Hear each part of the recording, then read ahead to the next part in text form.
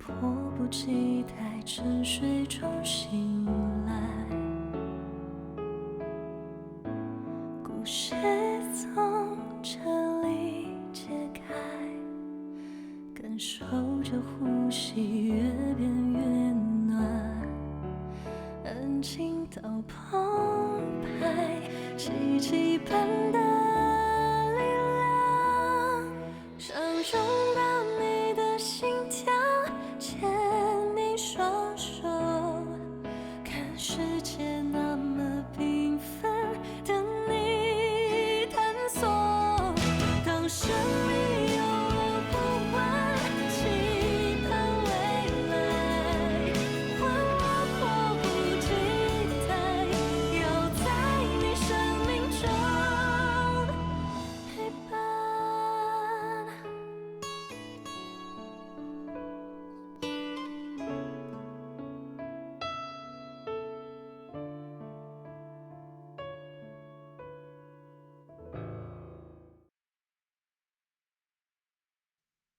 谁家的家长愿让自己的小孩去看这些？你这样是涨不了粉丝的。你怎么不早跟我说呀？那你也没问我啊。好吧，以后你给我多提点建议啊。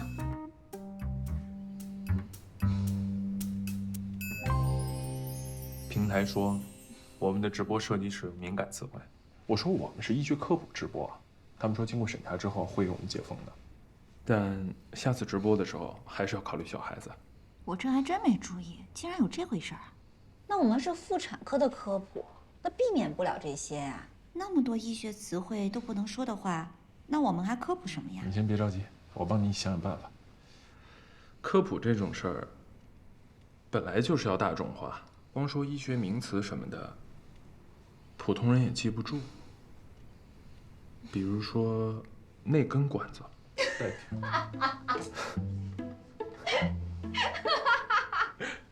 这是什么乱七八糟的呀？哎，我要直播的时候跟人家说，最常见的异味着床部位是那根管子，人家不得笑死我呀！人想什么医生啊，说话那么模棱两可。宗瑞，你终于笑了，你知道吗？你一笑起来呢，我感觉所有的阴霾都散了。是吗？真的吗？当然。谢谢你帮了我这么多，我请你吃大餐吧。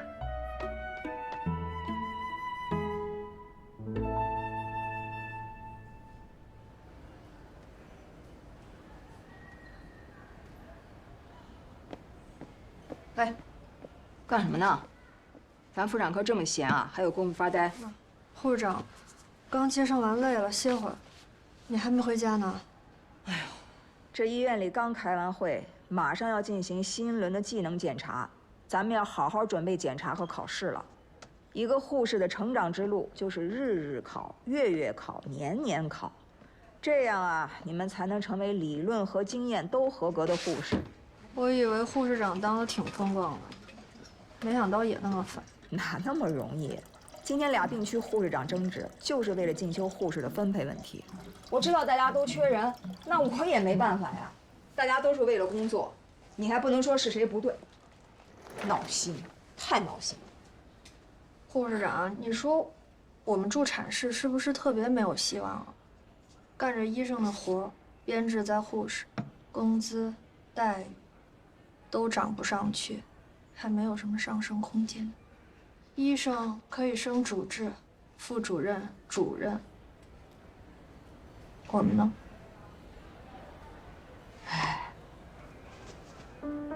你这个问题啊，是个普遍性的问题。你们是可以做医学决断的护士，但又不是能下医嘱的医生，尴尬。有些医院干脆就把助产士这岗位取消了，让医生接生。可是你们老助产士那可是块宝呀。那有什么用呢？我户口又不是本市的，你爹妈想让我回老家，赶紧找个合适的家了。可是我不甘心啊，我是盛记的资深助产士，我想找个优秀的男人，可优秀的男人看不上我，高不成低不就，要钱没钱，要人没人。我真的觉得我坚持不下去了。你听我的，婚姻这种事儿不能急的。哎，不对，你是不是有别的医院挖你了？我想去私立医院了，趁年轻多赚点钱。像我们这样的助产士，在私立的产科医院，总算吃香。你看，我说对了吧？你这前面铺垫那么一大堆都是假的，你其实就是想走。不是，我不是为了自己想走做铺垫，我是今天真的伤心了。算是失恋，也算是对自己失望。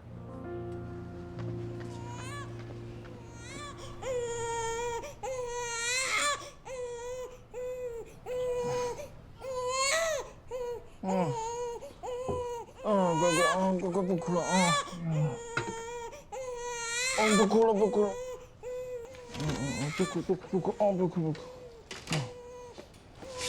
马姐，你帮我看一下这个。哦，看一下，这个是这几个，还有这几个已经换完了。可能记录上忘记了。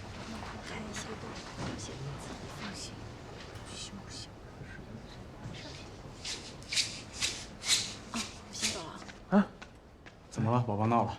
不是，刘大夫，你能不能帮我找一个女护士去卫生间看一下，看看杨叔是不是在里边呢？你们单人病房不是有卫生间吗？他怎么会出来上？找了，他没在里边啊。打电话了吗？打了，他手机落床上了。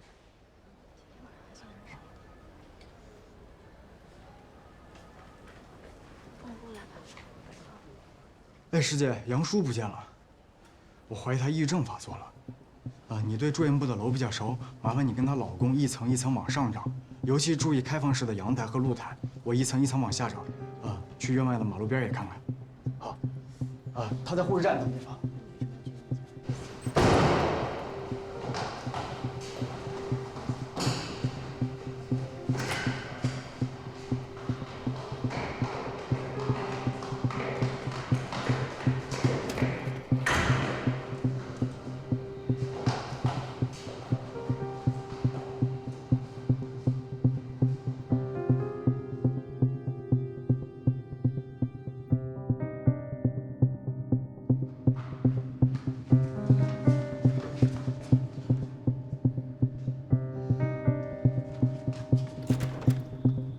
杨叔，老婆，你在那儿干什么呀？那太危险了，你快过来呀！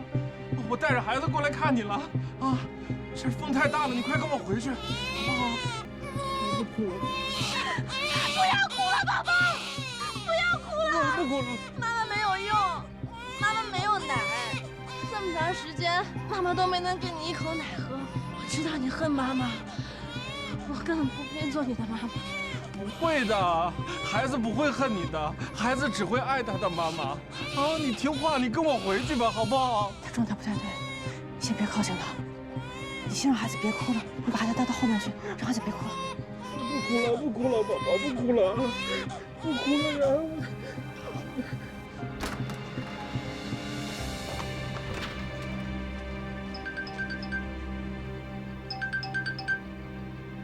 喂，找到杨叔了，在天台。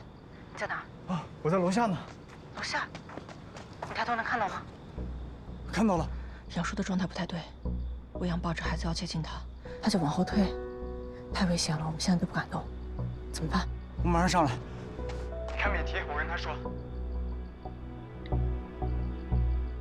杨叔，我是刘医生，你先静下来，你听我说。你最近是不是一直嗜睡，老觉得睡不醒？你是不是对什么都没兴趣？还觉得自己没有任何价值？我告诉你，这不是因为你不好，是因为你生病了。你的所有这些症状都是产后抑郁症的症状，这是一种病，你明白吗？我生病了。是的，你开了一大刀，身体激素变化太快，又经历了一段不太开心的事情，所以你的情绪闹脾气了。是他让你变懒，变得很绝望，变得看不起自己。但请你相信我，这些都是短期的。你配合医生好好治疗啊，等激素平稳了，刀口愈合了，母乳也有了，你会慢慢好的。我怕我等不到那一天，如果我好不了呢？不会的，请你相信我。请你相信我，我是医生。我证明了你的清白，我带回了你的孩子，我很专业。而且，你的妈妈也是抑郁症自杀的。我不知道她为什么没能过这一关。我到现在都不知道她为什么要离开。但是我知道，没有妈妈的孩子有多可怜。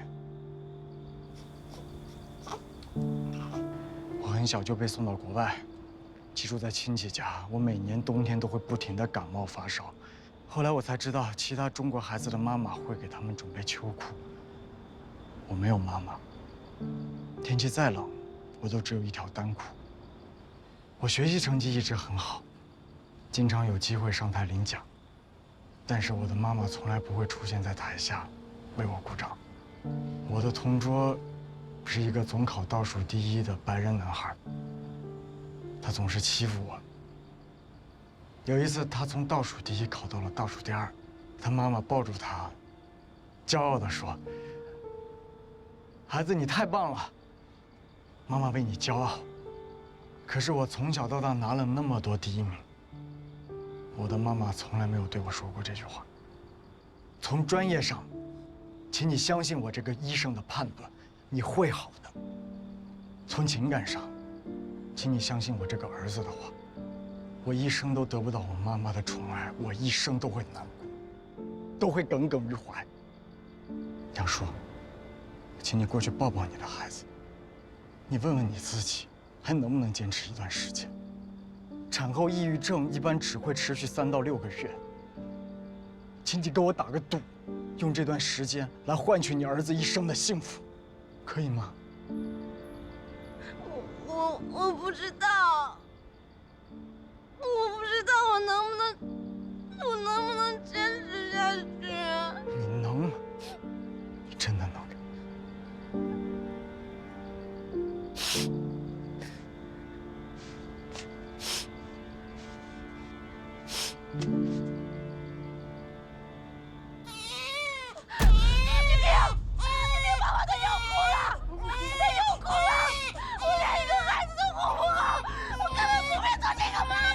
老婆，你不能这么想，你快过来呀！我没有办法面对他。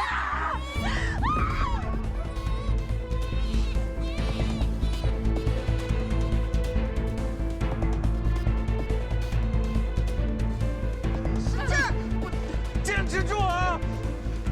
你抓住，老婆，你抓住了！使劲儿！使劲！老婆。老婆，老婆，对不起，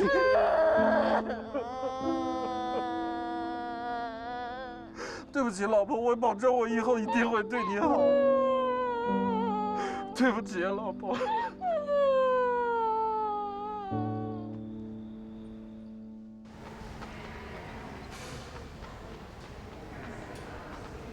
哟，两位英雄，说好些了没？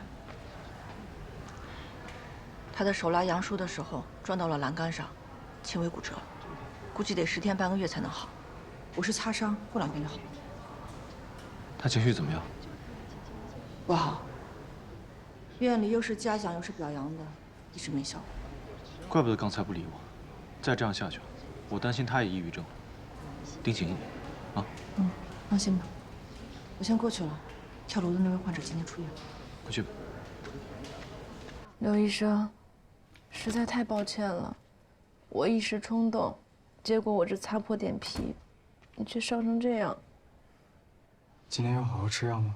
哦，他今天吃过了，那个精神科的主任过来会诊开的药，杨叔说吃了以后好像心里的乌云都驱散了一样，挺好的。那太好了，别哭了。啊，刚刚有了母乳，我情绪不能太激动。放心吧，我没事儿。看我现在走哪都是英雄啊！加我微信的美女都一摞一摞的，一摞一摞的，那是太平间。今天我跟杜医生特意来送你们，希望叔叔阿姨还有魏阳能答应我们一些要求。啊，刘医生，你说。第一，要监督杨叔坚持服药，有任何问题去找精神科，不要觉得不好意思。明白。第二呢，在服药还有停药期间，情绪有可能会反复，请你们尽量不要指责、规劝，还有生气，尽量的去营造一个比较温馨的家庭氛围。这不光是我的请求，也是我咨询了精神科的大主任，他告诉我，照顾产后抑郁症的患者比较好的方式。刘医生，杜医生，你们放心吧，我以后一定会加倍对我老婆好的。而且刚才那个精神科的大主任，我也向他请教过了，他说的那些问题我也都记到了手机上，都设成屏保了，以后保证会认真贯彻执行。那太好了，那就祝你们顺利出院。谢谢，谢谢啊。哎呦，你这是高兴的，知道要回家了？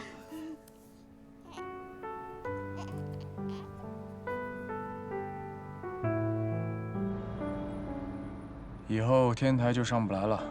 医院说，为了防止类似的事情发生，要把所有高层的天台和阳台都封起来。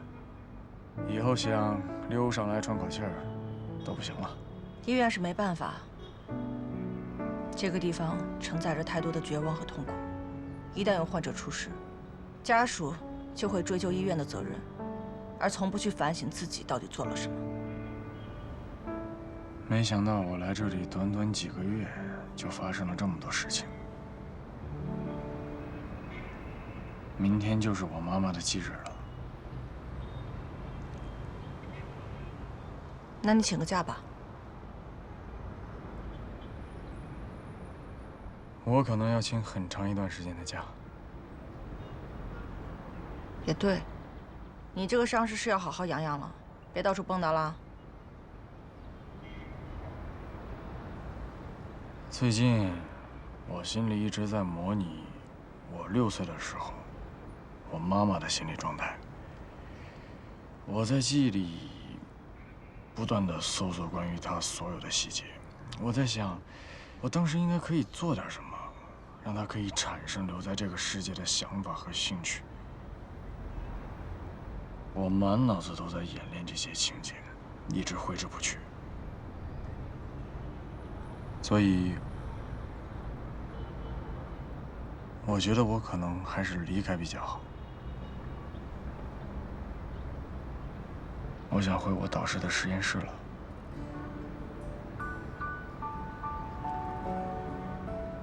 我知道你非常疑惑，也非常难过，但我还是希望你不要选择逃避。你说过，面对妻子的痛苦，丈夫不可以不作为。同样，当我们面对自己内心的痛苦，我们也不能够不作为。况且，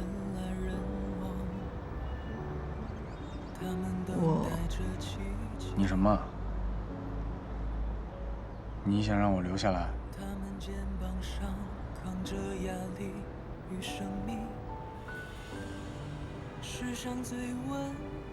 我想，我觉得你今天轻轻松松得到的一切，都是我和聪瑞要花几倍的力气才得到的。虽然说当初你来圣基妇产科是为了气你爸爸，但对我们而言，是我们心目中的圣殿，是守护妈妈和孩子的希望港湾。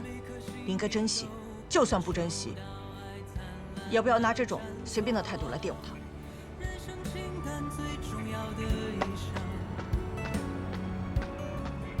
嘴真倔，我就应该摁着你亲，亲到你不倔为止。我知道你是舍不得我，难道就不能说出来吗？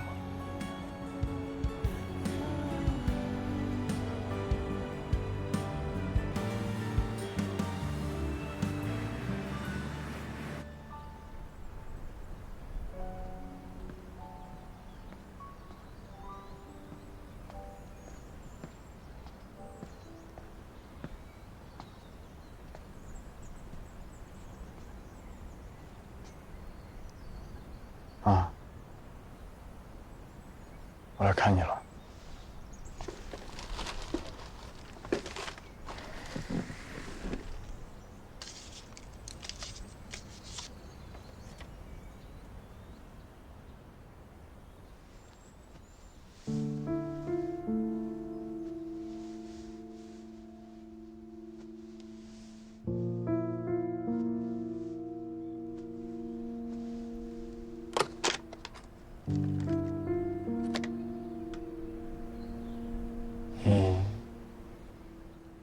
吃草莓吗？你一定很爱吃，对吧？不然你也不会在离开之前给我洗了一盘草莓吃。你是想给我留下一点甜，还是一点酸啊？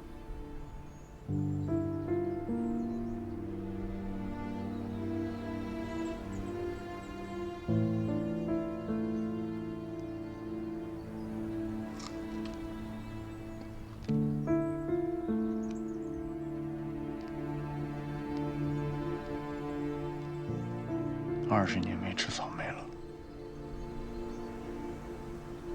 味道不错。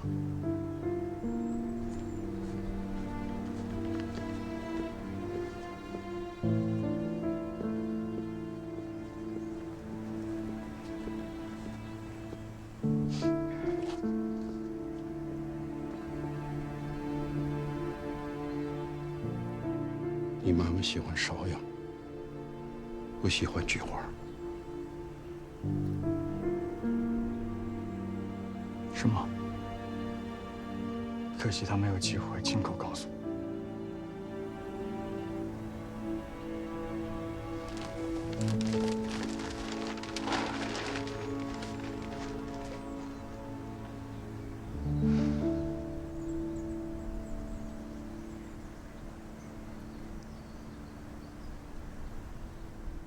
我妈妈有产后抑郁症，你知道了吧？ 后来产后抑郁症怎么就变成了真正的抑郁症？你做了什么？她没有抑郁症。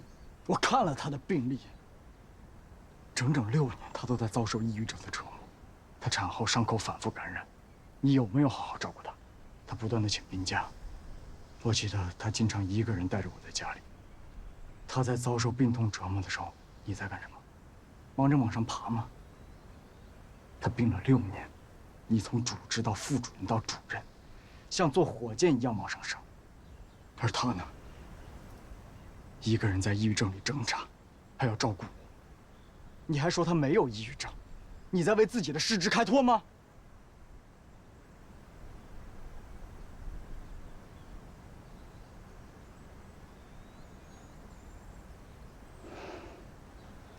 你妈妈是一个很有事业心的人。 当年我们结婚的时候就商量好，先拼工作，再生孩子。可是你妈妈刚升任护士长之后不久就怀孕了，这是一个我们没准备的意外情况。你妈妈当时觉得位子还没坐稳，想要打掉孩子，我没有同意。虽然你是个意外，但是我愿意接受这个意外。 可是这个意外之后，是一连串的意外。你妈妈在怀孕的时候，仍然在拼命工作，我拦都拦不住。她说，她要把怀孕、生子对工作产生的影响降到最低。她要成为一个能拿兰宁格尔奖的伟大护士长，绝对不能输给我。生你的时候，是艰难产。 导致会阴撕裂，我劝他好好用药，好好休息。可是，他还没完全恢复，就急着去工作，然后就感染了。感染以后，他就更心急、更焦虑，稍微有点好转，他就去工作，继续感染，反反复复。原本是打算拼工作的，到后来却成了经常请病假。最后。 科里实在是受不了了，大主任就找他谈话，要他长期休假，护士长的位子由别人来替代。你妈妈一下子就崩溃了，她根本就不是什么抑郁症，她就是太要强了，为了工作上那一点虚荣心和成就感，罔顾家庭和孩子，跳楼自杀，这更是不负责任。 跳楼自杀，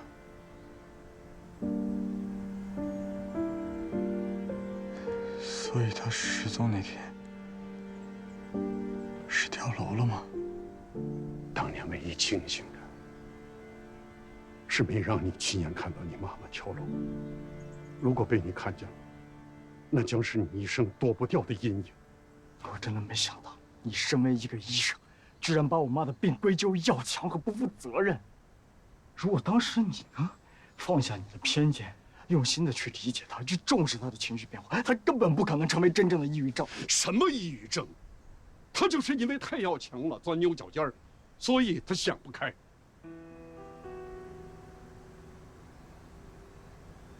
我劝你要谨慎择偶，不要再找那种太要强的女人。如果她满脑子想赢，一遇挫折就崩溃，那是什么药也解决不了的。你凭什么这么说？你才是杀死我妈妈的真正凶手。就是你的这种态度，才把我妈妈一步一步逼上绝路。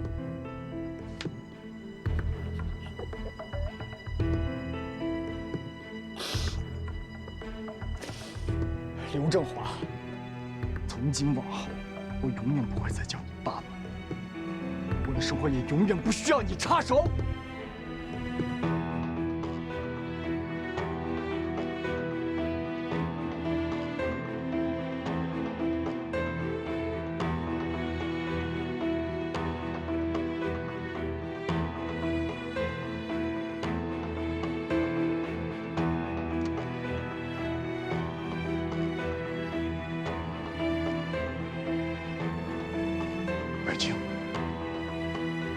如果当年我听你的，把孩子拿掉，这一切都不会发生，对吧？啊，这一切都不会发生，对吧？是我非要把孩子生下来，我混蛋，我混蛋，我混蛋，我混蛋！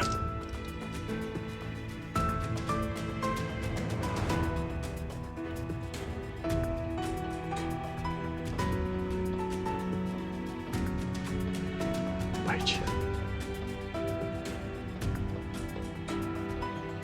我真的好后悔。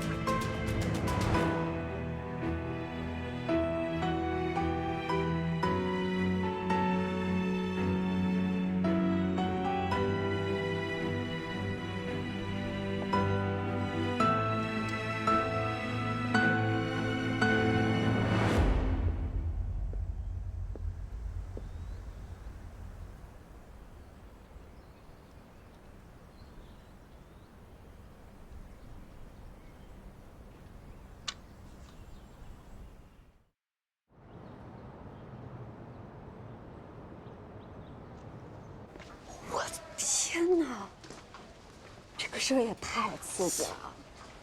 这绝对是惊天大消息！我的天哪！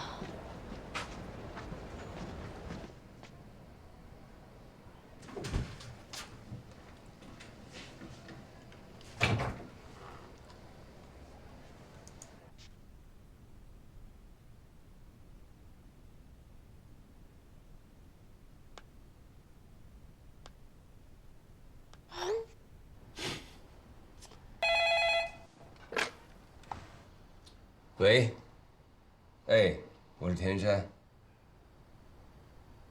什么？投票改期了？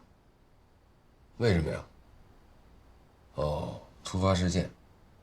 行，那我就不多问了。那个院办尽快处理吧。好嘞，哎，再见。耶！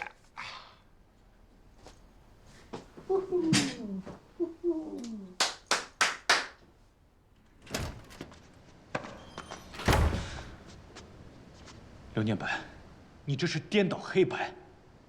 你明知道你爸爸他没有受贿，他也给你解释过了。你散布这样的视频，这是诬陷，你明白吗？你也知道我妈妈是跳楼自杀，对不对？你家住我家隔壁，你早就知道真相，是吗？我也是过了几年，才无意中从大人口中听到的。你是我最好的朋友，哥哥。却配合我爸爸瞒了我20年，我看你才是他亲儿子吧。你父亲恳求我照顾好你，在你有能力接受的时候再告诉你。我觉得这种事情必须他自己跟你说。他毫无悔意，不但对我妈妈的抑郁症妄加评判、推脱责任，还干涉我的恋情。我跟他此生绝无和好可能，也请你以后不要跟他报告我的任何事情，否则我们连兄弟都做不成。还有，不管你信不信，那个视频不是我发的，不过我要感谢那个发视频的人。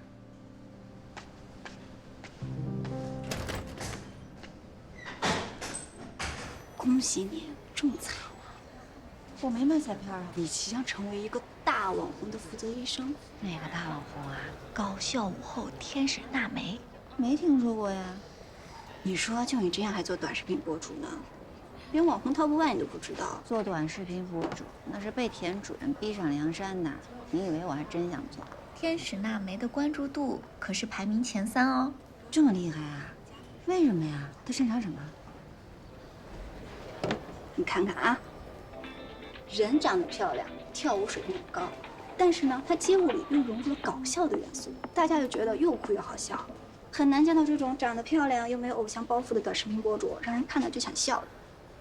哎，你说我要是一边跳舞一边讲公关语，我粉丝是不是也能上千万？我看你啊，一边翻跟头一边讲官运，粉丝能上1个亿。翻跟头就是不太好耶。你还真信呢？ 又玩我啊！去把那个13号病房那个吴娟下个刘志珍，后面要连续掉硫酸镁。13号，13号就是天使娜梅啊。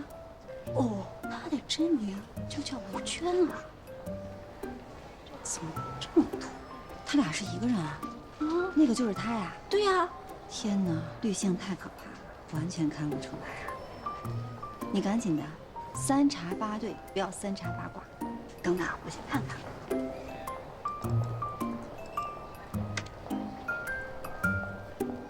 88年的，他直播的时候说自己是93年的，这人还能不能有点诚信？哎呀，又受伤了。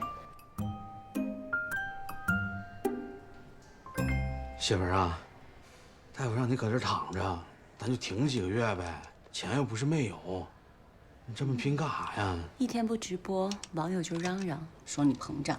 掉粉这事儿啊，可是会传染的啊！就咱这点才华，能登得上台面吗？咱靠的是陪伴，勤奋的陪伴。如不陪伴，他们就会觉得钱白花了。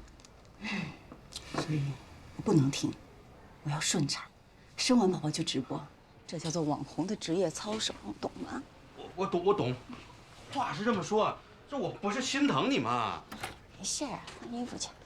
你不能站着，你赶紧躺下。哎呦，宝贝儿，哎，躺下，小心！李大彪子，啊，你是天使娜梅的老公？我的天哪，原来你们2个是2口子，这可是大八卦呀！那个小姐千万保密啊！我媳妇儿这网络形象啊是时尚加搞笑，我那是土嗨，俺俩这结合不能让人知道，要不我得掉粉儿。明白。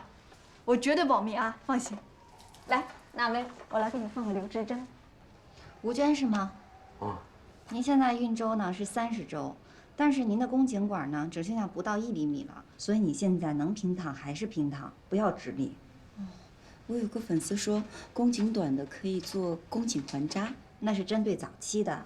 您现在子宫的情况就像是装满水的气球，但是口没有扎紧，很容易它就露出来了。 这个没有更好的解决办法，能躺着就躺着，能坚持多久就坚持多久，不要让子宫承受那么大的压力。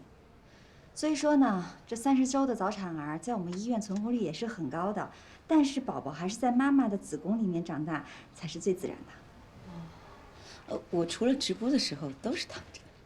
什么叫功亏一篑？您都坚持几个月了，1分钟就能出事儿。 你现在幸好没有出现见红啊、宫缩什么的，你下床这一溜达去直播去了，一孩子掉出来了，引起了宫缩，那你马上就要终止妊娠啦。哦，那我想想，我看怎么样能够不站着或者不跳舞把直播做了。我要下针了啊！哦，你们网红还真是一个体力活啊。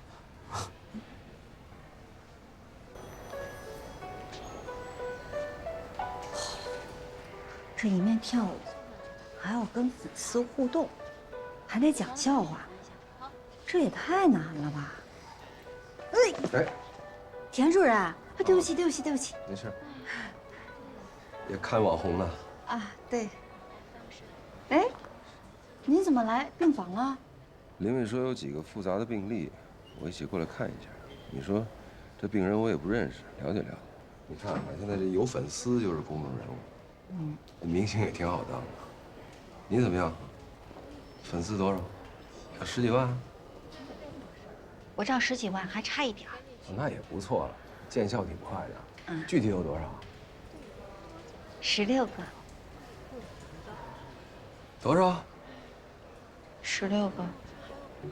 你们90后的语文课本上的差一点的解释，看来跟我们70后差不少啊。哎呀，田主任，我这不是刚刚开始吗？对不对？您放心，我一定会努力的。那你就好好跟这叫什么梅的取经。他出院之前，你的粉丝要不过10万，我就换人做。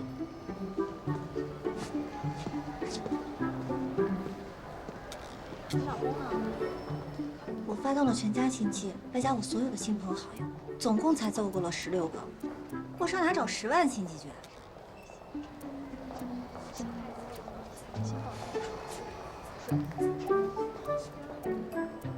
关注我一下。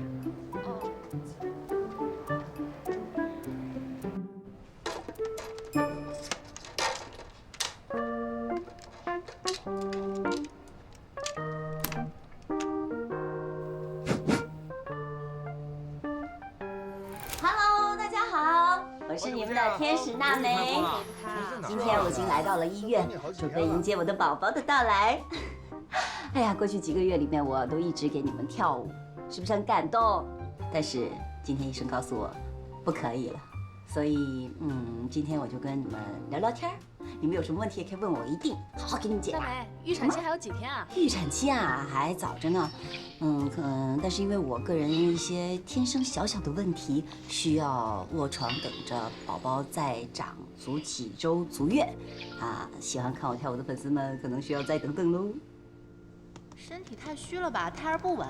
身体太虚了加一，我前女友就这样，流产刮宫过，不躺着孩子就掉了。没有流过产，确实是我自己一个天生的小问题。这是我第一次怀孕，好吗？快生了还化妆，对孩子一点都不负责任，孩子容易畸形的。想赚钱想我怀孕的时候连电脑都不敢看，一点都不负责任。你还直播，有辐射的，你知道吗？对孩子肯定不好。我在怀孕时候使用的护肤品啊，都是孕妇可用的。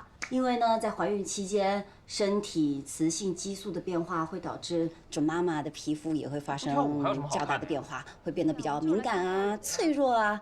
所以呢，我在怀孕的时候都会去选择一些天然植物成分为主的、质地比较温和啊、安全啊、皮肤也容易吸收的产品。我给你们看一下我用的是什么，你们就知道了，绝对是没有问题的。来，把我的护肤品拿过来一下。我也买一份。来，我先囤了。种草了，给你们看看，打开让我们看一下。给你们分享一下我的好物。你的化妆品日期都可以用吗？噔噔，就是这一款，这是孕妇可用、绝对安全的产品，放心吧啊。哎，我不懂，这是什么呀？还有，我没有做过手术，大家也要放心。刚来的吧？你们也知道，医生一般把情况说的。我也想看你跳舞。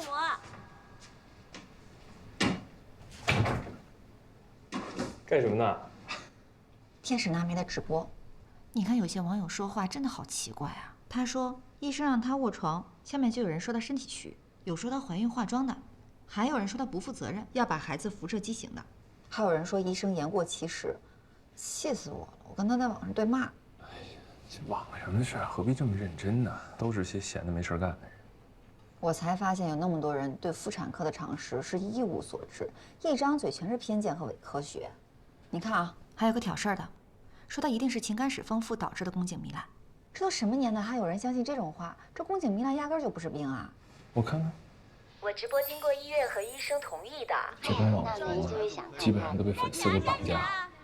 你看，他已经不敢说自己的病情了。啊！让我站起来直播呀？这个也太……简单了吧？你疯了吗？哎，你慢点啊，聪瑞。娜梅，站起来！姐姐身材好好，是吧？怀孕都不影响。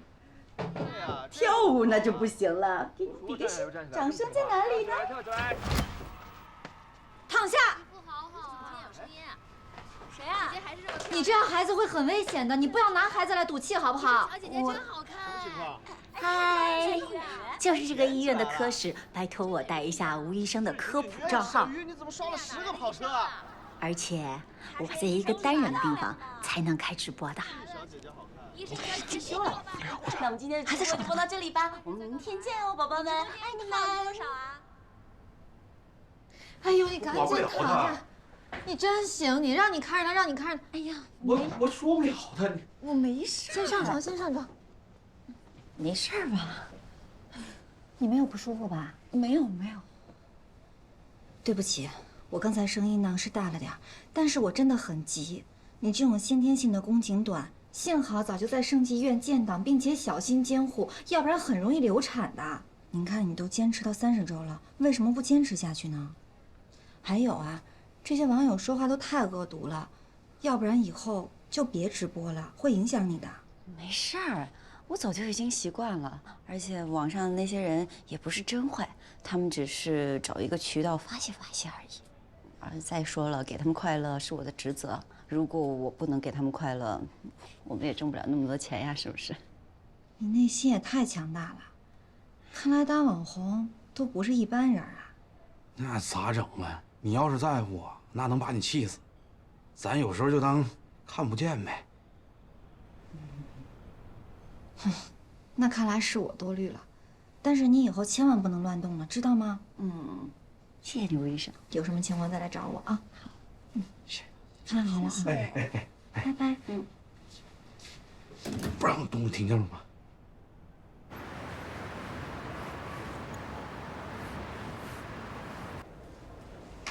医生好。哎呀，你们咋整啊？我的话不听，医生的话也不听啊！你们无法无天呐！